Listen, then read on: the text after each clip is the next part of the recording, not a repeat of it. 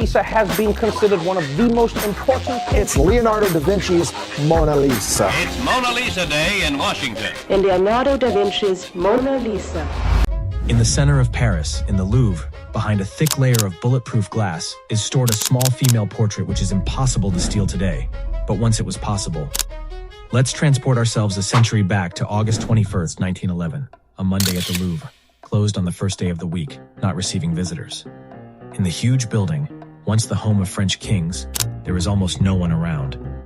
It's around 7:30 on the clock when a man in a white robe emerges from a small room, more like a closet where canvases are stored. He had hidden there since Sunday, entering the museum as an ordinary visitor. The man walks into a large square hall adorned only with masterpieces, works by Titian, Raphael, Veronese. Approaching a small female portrait, he removes the protective glass, takes the painting out of its frame, wraps it in white cloth, and heads towards one of the exits of the building. The theft of the most famous work of modern art happened quite simply, but not could have imagined it would be like that. Every day at the Louvre, 30,000 people come to see the Mona Lisa. Well, not exactly to see it, but to take a photograph or a selfie. However, each of these people knows for sure it's the most famous painting on the planet. They've seen copies of it on t-shirts, bags, phone cases, and even toilet paper. But what makes it unique? No one knows. Let's try to understand what the Mona Lisa means for art. Before Leonardo da Vinci, there were many great artists like Van Eyck, Guerrizio, Bellini, all famous predecessors who could skillfully paint people. But in their paintings, the characters always looked stiff and lifeless. Da Vinci solved this problem by inventing the technique of sfumato. He carefully studied how the human eye works. In his paintings, the lines blur slightly, and colors smoothly transition from one to another, especially noticeable in the corners of the eyes and mouth of the Mona Lisa, where the image slightly blurs and transitions into shadow. This gives the Mona Lisa that liveliness and mystery.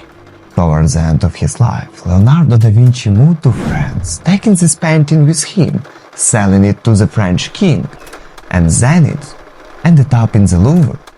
At the moment of the robbery, a man in a white robe with the painting in his hands descends to the first floor of the building towards one of the exits.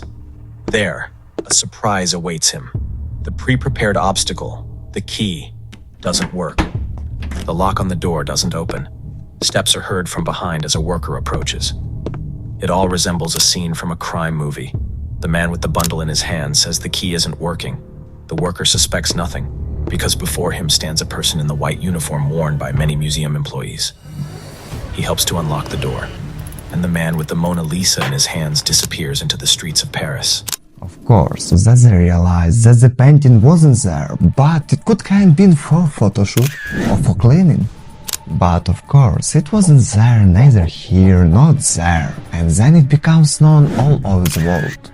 Paris at the beginning of the 20th century was the world's capital. Technology, science, and of course, art were flourishing. The disappearance of one of the greatest works of art in the most famous city in the world caused an unprecedented resonance. In 1911, it is printed anywhere.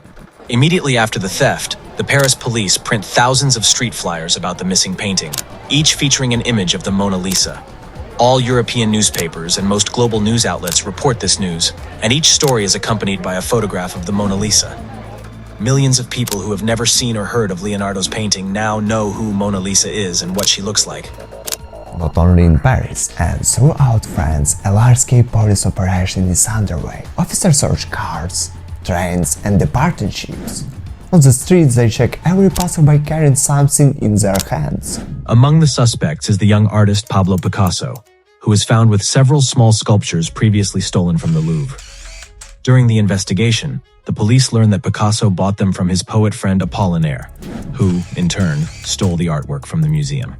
Ultimately, the police discover that neither of them has any connection to the Mona Lisa theft, and they release the friends. Another famous suspect becomes the American banker, J.P. Morgan.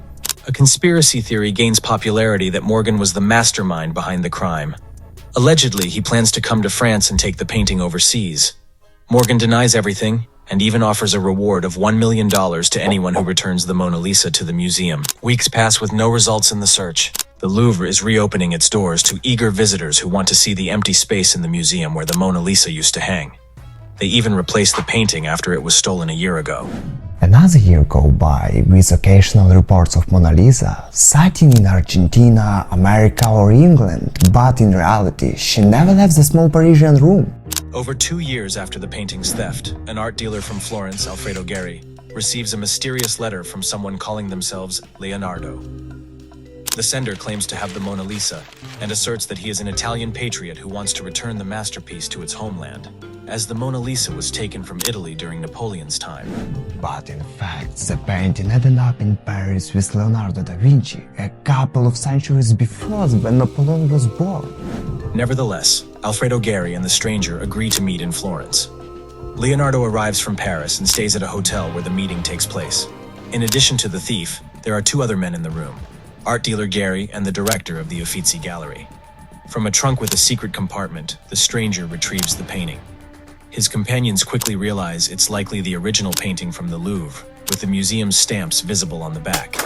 The visitors agreed to pay the amount he requested, but only after further examination by experts at the Uffizi Museum, to which Leonardo agrees. After the meeting between Geri and Ozzi, they inform the authorities about the found painting. The thief is arrested, and he turns out to be a 32-year-old Vincenzo Peruggia, a young Italian who wanted to be an artist. He moved to Paris and ended up working as a painter and odd job worker. Interestingly, Peruggia was one of those who installed the glass protective box for the Mona Lisa in the Louvre. Good work by the police and colleagues from Italy helped return the stolen items back home to the Louvre. And finally, the Mona Lisa has returned to her place and bestowed a smile upon the visitors, boosting the museum's attendance and popularity. Okay, but why did they need to steal the Mona Lisa just to return it? And the answer is simple: money. Wolferino was involved in forgery and selling art objects. One day, he came up with a brilliant plan. He knew that there were many affluent clients in America who could purchase stolen valuables from the Louvre. Shortly before the theft of the Mona Lisa in 1911, Wolferino made many copies of the painting and shipped them to the United States. Since the original work by Da Vinci was still hanging in the Louvre, it was evident that these were merely copies. Then, several people stole the real Mona Lisa.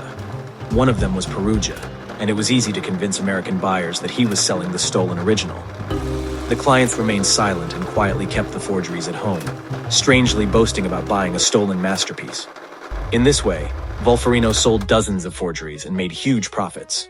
Vincenzo Peruggia's ambition shattered this perfect plan when he decided not to settle for his share and instead sell the original. The rest you already know. This is one of the most secured commercial buildings on Earth. Here, on the -2nd floor, lie diamonds worth hundreds of millions of dollars. The security here is like in the movies, with 60 cameras around the building, monitored 24/7 by the police. The entrance to the premises is blocked by security. Inside the building, there's a security service and, of course, cameras. The entrance to the diamond vault is blocked by a large door. Inside the vault, there are many sensors, but what's missing is Tom Cruise from Mission Impossible. But let's get back to the heist.